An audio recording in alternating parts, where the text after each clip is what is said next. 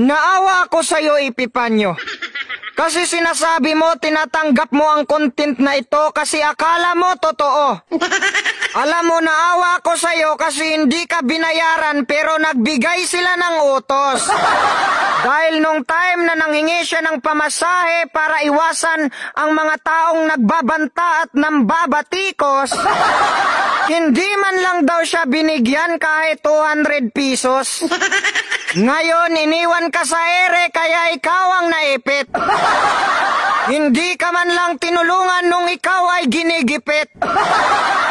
Kahit ibigay man lang sana ang patunay para ang mga tao ay hindi magagalit. Ngayon, nagsisisi ka na dahil ikaw ay nagamit. So ngayon, kay tambalos-los ka naman nagagalit.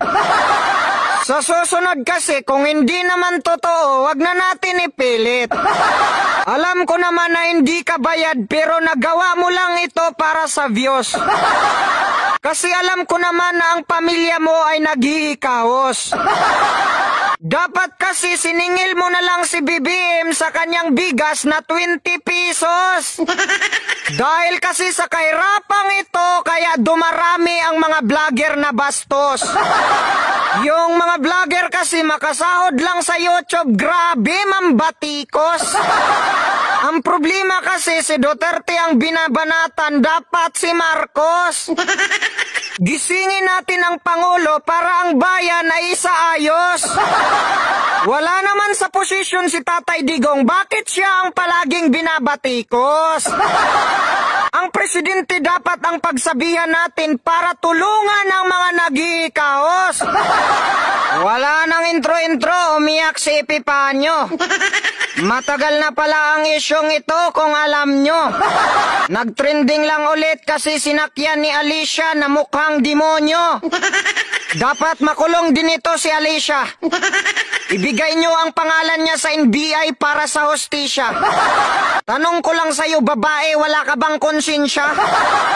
Ang tagal na nung video, pinapakalat niya pa. Kasi gusto niya talagang sirain si Inday Sara. Dahil sa kanyang paninira, bumubula na ang kanyang bunganga. Dahil sa ginagawa mo, Alicia, si Epipanyo ang kawawa. Bumubula na ang bunganga mo kung sa Bisaya pa, mura ka gipatol nga yawa. Alam nyo, itong si Alicia, yung mga seryosong topic ay ginawang katawa-tawa. Kaya dapat ikulong natin to si Alicia para maranasan niya ang hindi tumawa. Bumabanat siya ng personal kay Inday Sara kahit hindi naman kasali sa trabaho sa politika. Mapanira talaga itong mukhang tsaka. So dahil pinapakalat ni Alicia na si Inday Sara daw ay may kabit, kaya dapat itong makulong. Itong babaeng ito parang sa bisyo ay nalulong. Ang daming sinasabi pero hindi naman nakakatulong. Ang gusto ko kasi kapag vlogger ka ng politika, doon dapat sa trabaho nakatuon. Magdebate opinyon sa opinyon. Huwag natin isali ang personal na buhay kasi ang pagmamarites ay hindi kayang patunayan yon. Ano ang nangyayari sa bayan natin ngayon? Puro na lang ba tayo awayan, hindi na natin pagsisilbihan ang mga nagugutom? Itong mga Marcos vloggers, sinisiraan si Duterte. Tapos ito namang ibang DDS vloggers, sumusobra na rin ang sinasabi. Paano tayo magkakaayos kung ang pagbablog natin ay hindi nakapokus sa kung ano ang nakabubuti para sa bayan? Yung mga vlogger kasi sumusobra ang tira. Tapos kapag napikon yung kabila, siyempre pasobrahan din nila ng tira. Kaya ang masasabi ko ngayon, lahat ng mga vlogger except to me, sumusobra yung tira. 50% tama, 50% mali. Nagsisiraan kayo. Marcos Duterte nag-aaway. O sino ang masisira ngayon?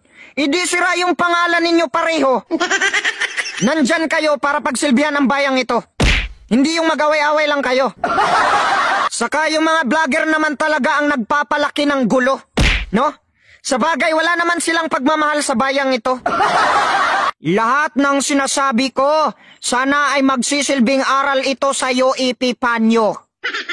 Hindi si Marcos, hindi si Duterte, ang unang naglikha ng gulong ito, kundi ang mga tauhang bulok at ang mga vlogger na ito. Kaya ang dapat nating supilin ay ang mga tauhang bulok at ang mga vlogger na ito. Iwan ko lang kay Mima Alicia kung magbabago pa to. Kasi ang mga makabuluhang bagay ay pinagtatawanan niya. Ginagawa niyang katawa-tawa.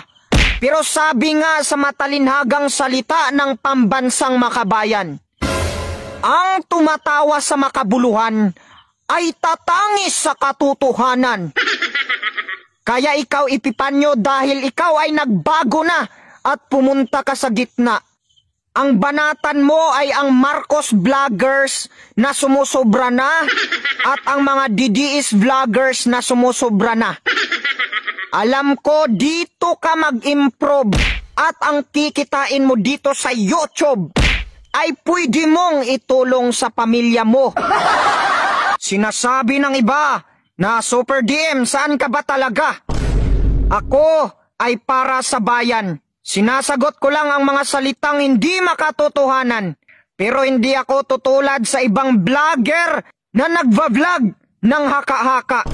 Bilang pambansang makabayan, tinututulan ko ang pagkampi-kampihan dito sa social media. Dahil ito ay nagdudulot ng kaguluhan. Hindi ako bumabanat ng personal. Sinasagot ko lang ang mga salitang hindi makakatotohanan. Ako ay galing sa pagtatanggol kay Marcos at dahil ngayon marami akong narinig na puro kasinungalingan sa kanyang grupo, kaya sinagot ko ito at napunta ako kay Duterte. Katulad ni Emilio Jacinto na bayaning Makata, si Emilio Aguinaldo ang Pangulo, subalit kay Andres Bonifacio ang kanyang katapatan. Kaya hindi nararapat na ako'y sabihan na hindi ka Makata ng bayan, Makata ka ni Duterte. Sapagkat minsan ay pumupunta din ako sa gitna.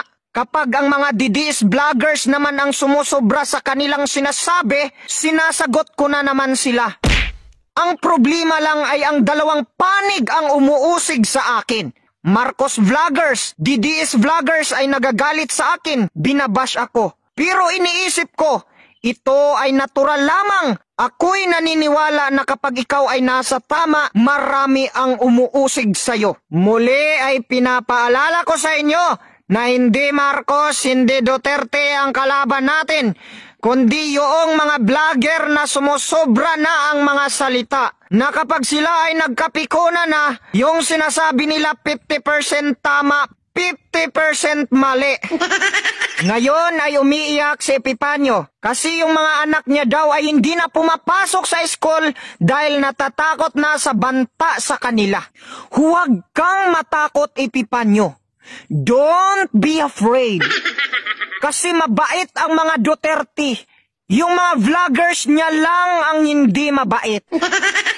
At si Marcos naman ay mabait. Yung mga tauhan niya lang at ang mga vlogger niya ang hindi mabait. At saka huwag kang matakot sa mga nagbabanta sa'yo, Epipanyo. Huwag kang matakot sa mga bashers. Katulad ko, Epipanyo, nung una yung mga content ko ay mga challenge. Pinapatumba ko yung mga saging sa pamamagitan ng pagsipa at pagsuntok. Nagalit yung mga basher, binantaan ako. Pero hindi ako natakot kasi naisip ko, ano ang karapatan nila magbanta sa akin? Iyong saging naman ng kapitbahay ko ang pinatumba ko.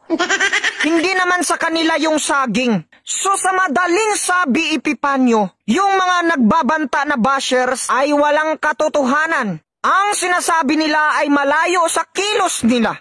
Hinihintay ko yung sinabi ng bashers pero hindi naman nila ginawa. Kaya Epipanyo, huminahon ka. Huwag kang matakot kapag ang mga bashers lang ang nagbanta. Kasi hindi ka naman nagkakasala sa mga bashers. Huwag kang matakot, Epipanyo. Huwag!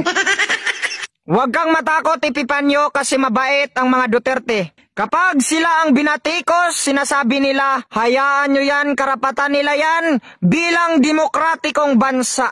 Hindi pikon ang mga Duterte. Noong panahon ng panunungkulan ni Tatay Duterte, buhay si Percy Lapid. At alam naman natin kung sinong huling binabanatan ni Percy Lapid bago siya namatay. Kaya Epipanyo, kung galit ka sa mga Duterte dahil kay Percy Lapid, yan ang sinasabi ko na huwag tayong mag-vlog ng haka-haka dahil wala tayong ebidensya. At tungkol naman sa sinasabi mo, Epipanyo, na baka bumaliktad na ang mga taong nag-utos sa'yo at pinagplanuhan ka na ng mga tambaloslos. Huwag kang matakot sa mga tambaloslos dahil sa probinsya ay maraming mga tae. Kayang-kaya mo silang batuhin ng tae. Epipanyo, kahit ganun pa man, ikaw ay nanggaling sa maling landas, subalit binibigyan kita ng pagkakataon. Katulad ni Pablo na dating taga-usig, subalit pinili siya ng Panginoon para baguhin ang mundo. Ikaw naman, Epipanyo, ang napili ko para baguhin ang bayang ito. Ang mga vlogger ang dahilan kaya lumala ang kaguluhang ito. Epipanyo, naway hindi mo ako bibiguin. Ikaw ang napili ko para baguhin ang bayang ito. Humayo ka. Bigyan mo ng word of wisdom ang mga vlogger na ito para susuko sila sa ngalan ng pag-ibig sa inang bayan.